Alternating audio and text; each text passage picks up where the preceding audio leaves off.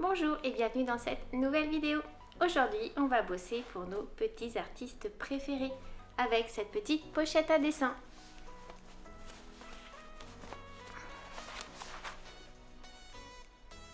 Si ça vous plaît, on est parti. Alors, pour réaliser cette pochette à dessin, il faut une multitude de rectangles de différentes tailles, de différents tissus, ainsi qu'un petit peu de watts. Donc les dimensions sont sur le site internet, je vous mets le lien en description.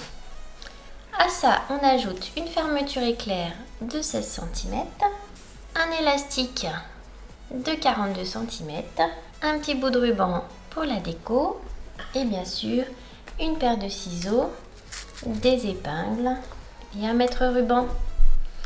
Donc on va commencer cette pochette à dessin par faire les deux rabats. Donc il y en a un simple où on mettra les crayons avec une pochette, un autre avec une fermeture éclair et également une pochette pour y glisser les feuilles. Donc du coup on va prendre ce qui nous intéresse, on va commencer par le côté avec la fermeture éclair. Donc on commence par la partie fermeture éclair.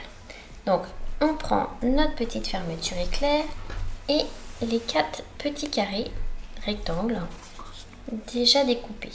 Ces petits rectangles, on va tous les plier en deux et leur passer un petit coup de fer afin d'aplatir la pliure. On va maintenant introduire notre fermeture entre deux des rectangles et on épingle.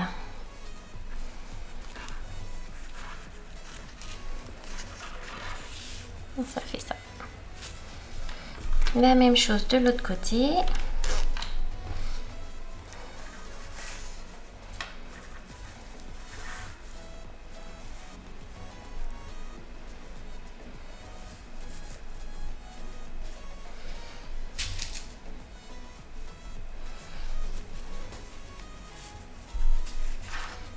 Et on va faire une petite couture au point droit de chaque côté.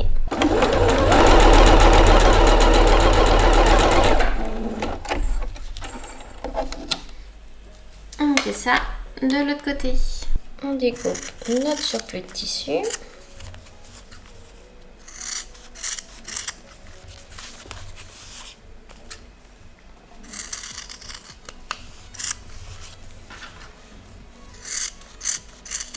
Donc on a deux tissus pour la partie haute.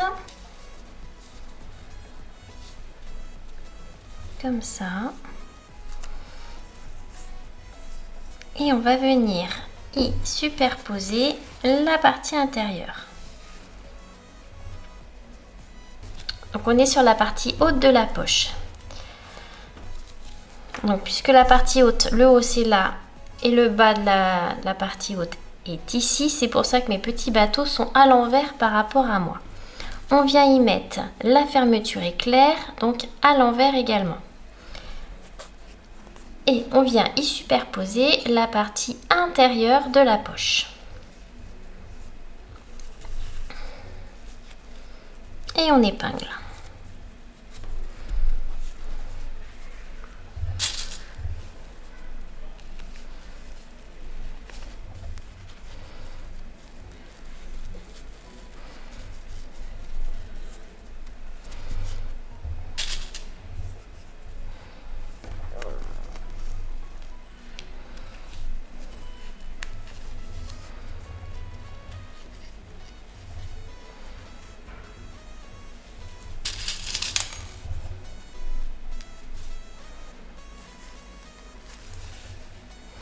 Et on va venir faire une petite couture tout au bord, donc vraiment au bord, on en fera une plus près de la fermeture après, au point zigzag ou au point droit comme vous voulez. Moi je vais faire un petit point zigzag. Donc vraiment un petit point zigzag au bord, dire de maintenir tous les tissus ensemble.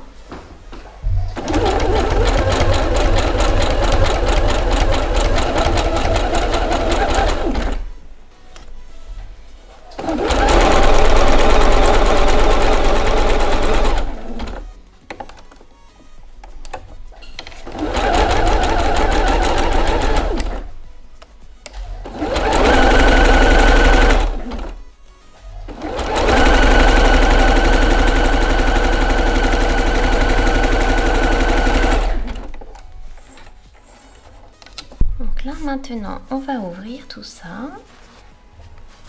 On va mettre tout ça en position.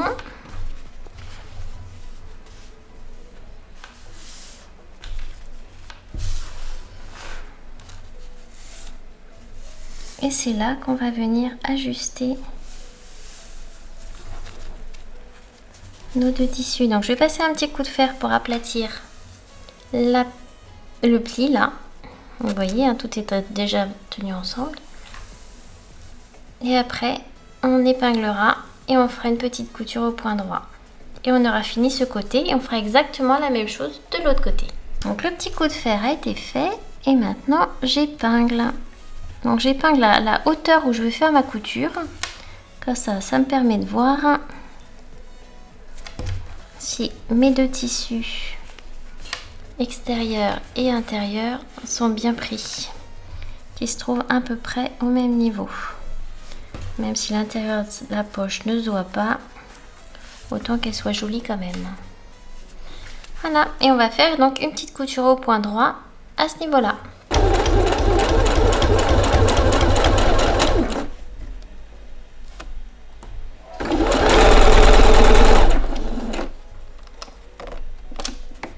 Donc, pour simplifier la vie, je bascule le petit curseur derrière. Donc, comme vous avez vu, j'ai levé le pied, j'ai passé le curseur, je redescends et je continue.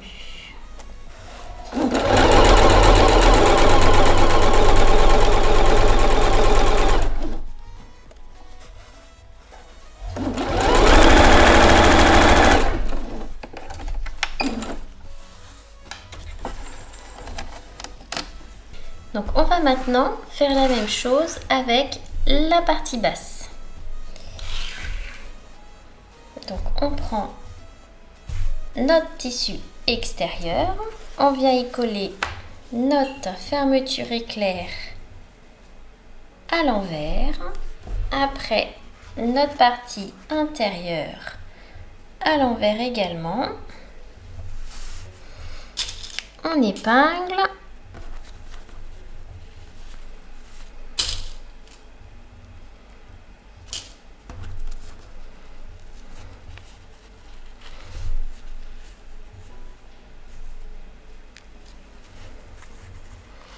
Et avant de coudre, on regarde qu'on sera bon. Voilà, nickel. Et voilà. Donc j'ai procédé exactement de la même manière pour la partie basse. On va pouvoir maintenant passer à la formation du rabat en fait. Donc pour former le rabat du côté de la poche, on va prendre notre morceau de ouate, on va venir y superposer, donc avec la partie endroit vers vous, le fond de la poche. Donc ça c'est ce qui correspond au fond de la poche. Après on y pose le devant de la poche. Donc faites bien attention au sens de votre tissu. Donc là on a la poche, l'arrière de la poche, le fond de la poche et la ouate.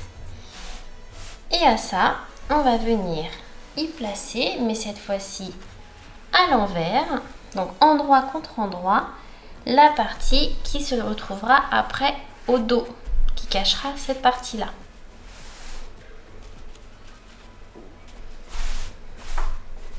On épingle et on coud en ligne droite.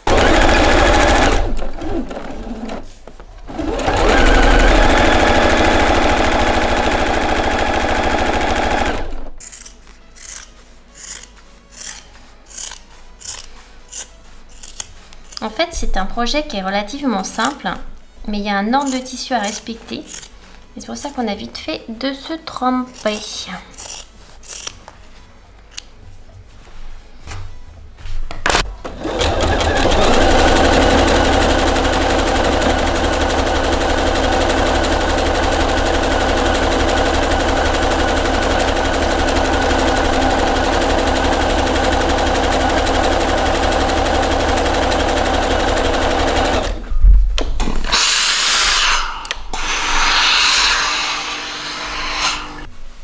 voilà, notre premier rabat est terminé.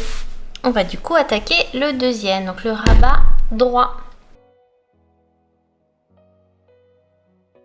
Donc le rabat droit, il est constitué de 2 poches. Donc on va faire la poche à crayon et après on formera le rabat complet. Donc pour la poche à crayon, on prend nos 2 petits rectangles, comme ça, de 12 par 38, qu'on met endroit contre endroit. Et on va tout simplement faire un point droit à ce niveau-là.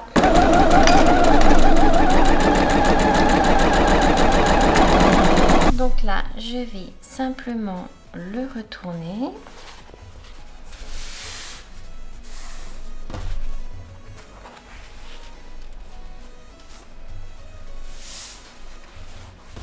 Le repasser pour bien aplatir la couture. Et on viendra positionner ça sur le rabat. Donc un petit coup de fer. Donc une petite couture au point droit pour bien aplatir tout ça. Après le petit coup de fer.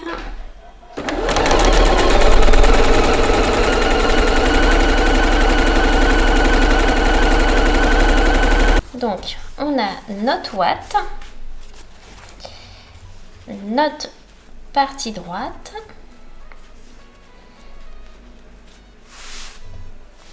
et nos crayons vont se trouver à cet endroit-là. Pour que ça soit une pochette à crayon, il va falloir faire des petites coutures à cet endroit-là, comme ça, afin de pouvoir y glisser les crayons. Donc on commence notre premier emplacement à 3 cm du bord.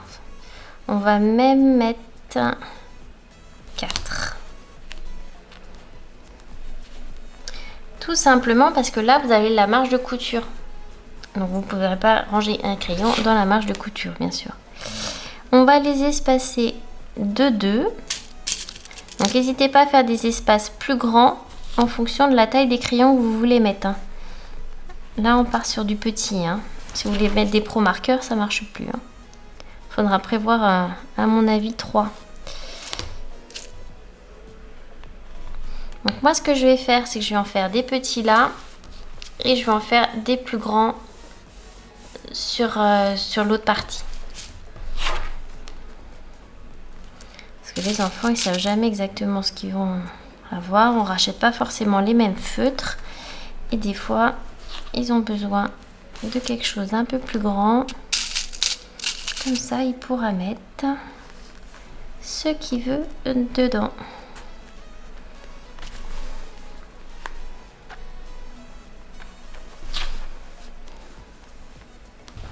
Donc il est important de bien faire le point d'arrêt au démarrage parce que c'est un endroit où il va y avoir une tension sur le tissu. Donc il faut absolument pas l'oublier. Moi je vais me servir des petits points pour partir, pour tracer droit. Si vous n'avez pas de repérage sur votre tissu, n'hésitez pas à mettre d'autres épingles dans la longueur.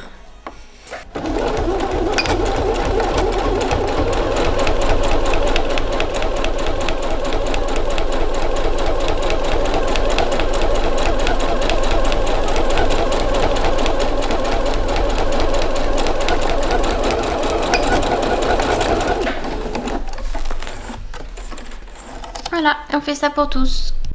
Donc on a fini de faire toute notre petite couture pour ranger nos petits feutres. On vient maintenant mettre endroit contre endroit le dernier rectangle qui nous reste pour les rabats. On épingle et on fait une petite couture en ligne droite.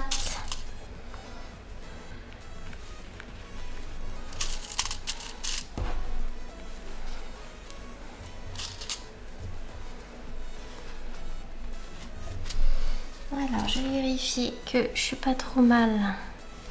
Donc là je sens le haut de ma poche à feutre, que j'ai la même distance. Donc là j'ai 8 entre mon petit trait de patron et le haut de ma poche.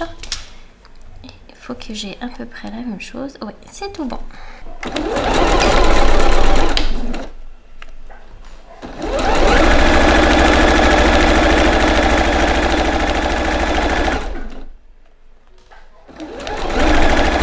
Donc la couture est faite. On retourne. Tac. Et on va venir, comme tout à l'heure, aplatir au fer à repasser. Et voilà, le deuxième rabat est terminé également. On va maintenant faire le montage final. Donc pour cela, on prend notre ouate avec notre tissu intérieur.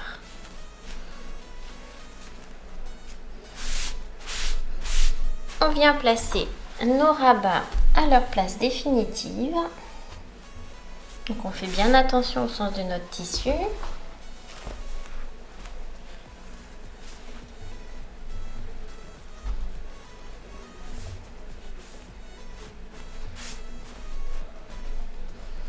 On vient positionner notre cisterne de fermeture. Donc en fait c'est un élastique. Donc moi je le mets au niveau du rangement pour stylo, enfin, pour feutre, pour crayon. Et on vient mettre au-dessus le dernier morceau de tissu. Donc notre grand rectangle. On va venir placer notre petit ruban de déco qu'on n'a toujours pas mis. Donc on aurait pu le mettre n'importe où, hein. Alors moi je vais venir le mettre sur le côté.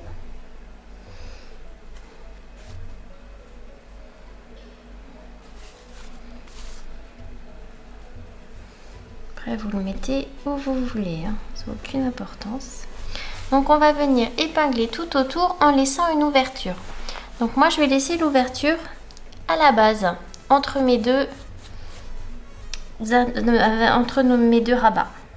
Donc prévoyez un espace assez grand parce qu'il y a quand même beaucoup de volume à retourner. Donc moi je vais partir sur du 14 cm d'ouverture. Je pense que 14 cm on devrait être bon.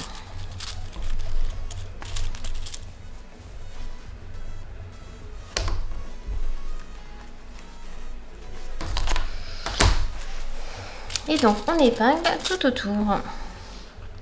Donc on fait bien attention comme à chaque fois de prendre toutes les épaisseurs. Ne pas en oublier une. De vérifier que tout soit bien pris dans la future couture.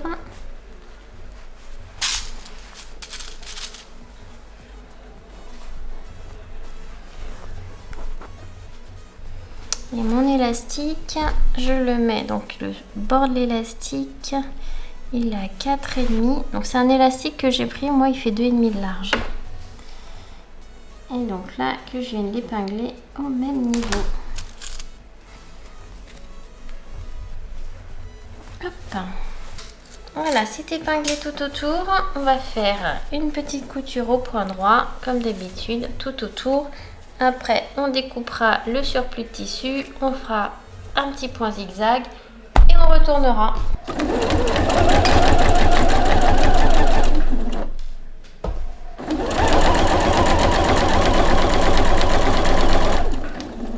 J'ai encore mis toutes mes épingles à l'envers.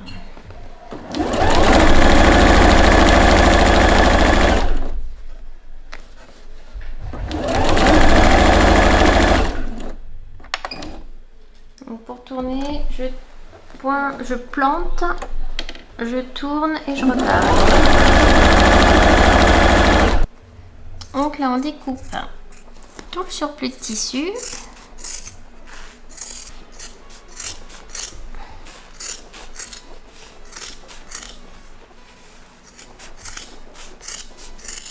On va maintenant faire un petit point zigzag tout autour. Donc le point zigzag est fait, on va retourner tout ça.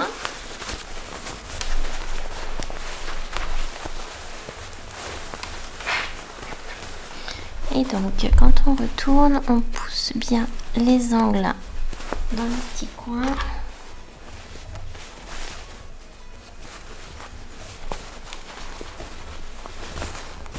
J'ai la ouate qui raccroche au maximum. Voilà, on va faire un petit coup de fer pour aplatir tout ça. Et après, on fermera l'ouverture. Et ce sera terminé. Voilà, c'est parti pour la dernière couture. Donc c'est une couture où on va faire tout le tour. Ça va permettre d'aplatir le petit bourrelet en fait qu'on a là. Et de fermer l'ouverture surtout. Donc c'est parti.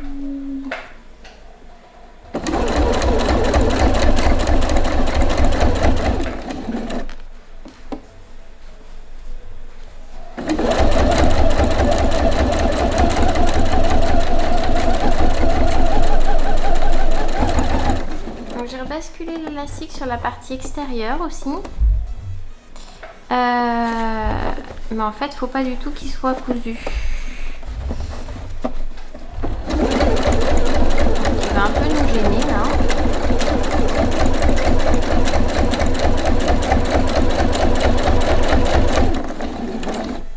Hop. Je pivote.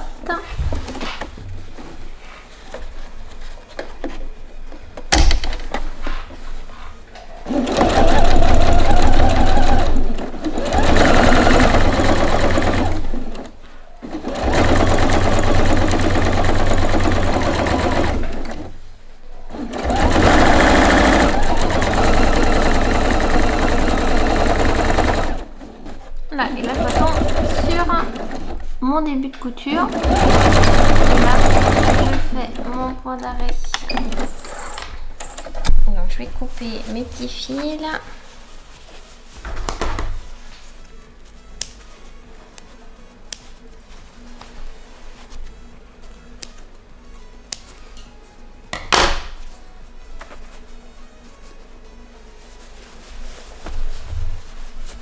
Et voilà. Et donc l'élastique en fait, pour refermer, donc là c'est vide, donc c'est possible que ça se gondole un peu. Bon, ça va. Mais ça va se fermer du coup comme ça. Et voilà. Une petite pochette à dessin. Donc pour mettre la pochette de feuilles, les dessins en cours, les gommes, les ciseaux, tout ce qui peut traîner qu'on a toujours besoin. Et les feutres ou les crayons de couleur.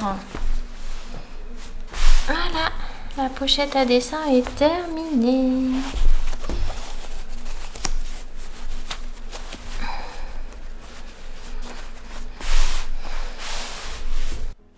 Voilà, ce tuto est maintenant terminé et j'espère qu'il vous a plu. Je sens que ça va encore faire des jaloux. Donc, il va peut-être falloir en faire plusieurs. En tout cas, je vous dis à bientôt pour une prochaine vidéo.